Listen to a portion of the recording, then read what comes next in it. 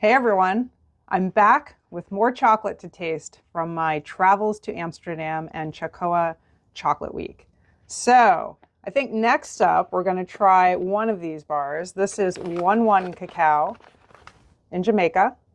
I had the honor and privilege of co-moderating a panel at Chocoa with the founder of 1-1 Cacao, Nick Davis, really great guy, former BBC journalist and living in Jamaica and working hard to make great chocolate.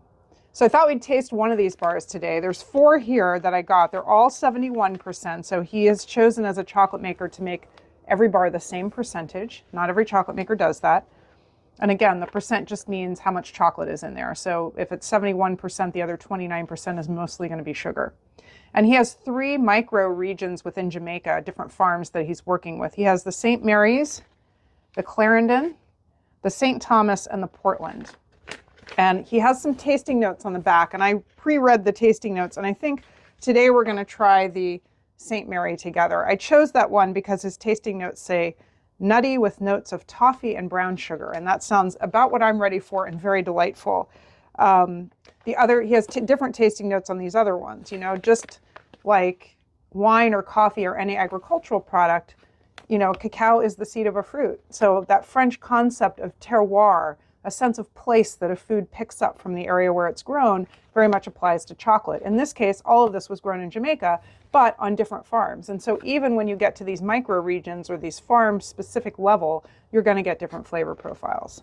All right. So again, we're going to taste the St. Mary from 1-1 Cacao in Jamaica. So let me just read you the story on the back of this bar. It says, "From tree to chocolate bar, we tread hill and gully to find the tastiest beans from across the island, from small farms to historic estates. Like the Jamaican proverb, 1-1 cacao, full basket. 1-1 cocoa, full basket. We create our bars carefully, ensuring the quality of every bean to bring you amazing chocolate that keeps on getting better." Okay, and why did I correct myself, cacao versus cocoa? Well, it depends on what part of the world you're in as to what they call it. And so in Jamaica, they're calling it cocoa, so we're going to respect what they call it there. If you're in South America, Central America, it's going to be cacao, which is where cacao is from. If you're in West Africa, it's going to be cocoa. So again, we're respecting what the local area is calling it. All right, so we're going to start with the St. Mary bar of chocolate. So this is a resealable pouch. I know my customers, when I had Chocolopolis, liked resealable pouches because you can reseal them after you've tasted, but I'm going to rip this open here. Okay, a little bit of a messy endeavor. Now I got to open the resealable pouch. Okay, there we go. Okay, so keep in mind this chocolate has gone from Jamaica to Europe and back to Seattle, so it looks like it broke a little bit in transit, but here is one of the squares of this chocolate bar. And if you were following in the last video, we want to use all 5 senses to taste the chocolate. So again, we are going to look at it, we're going to feel it, we're going to listen for the snap sound, we're going to smell it, and then we're going to taste it. So I look at this. It's in pretty good temper. As I said, it's traveled pretty far, so sometimes when chocolate has traveled far, it's got some scuff marks on it. That's not the chocolate maker's fault. Okay. We're going to break it in half first. This is a very thick bar. Thick bars are a little bit harder to break, but as I once told somebody, I guess I have strong thumbs. I've broken a lot of chocolate. Okay, so I heard a nice snap sound there. You want to hear that snap? It means there's cocoa butter in the chocolate and that it's well tempered. Okay, I'm going to break it again. This is a big piece. Okay, another nice snap sound. Now I'm going to rub it between my fingers, under my nose, and take sniffs. Remember, the tasting notes said that there might be some toffee or brown sugar notes. I don't always agree with the tasting notes, but maybe I'm getting a little bit of that toffee note from the smell. All right, now I'm going to put it in my mouth. I'm going to chew twice, and then I'm going to stop chewing and just let it melt.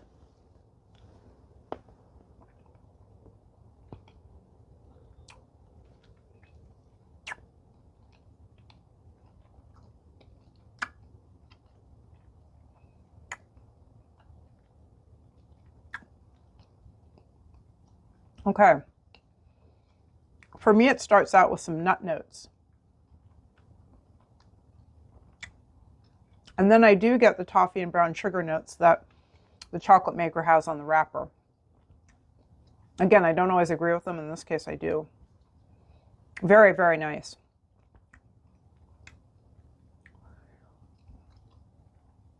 And again, the nut, for me, I'm getting quite a bit of nut note, which was not on the tasting notes, but the nut note combined with that toffee and brown sugar note is really fantastic.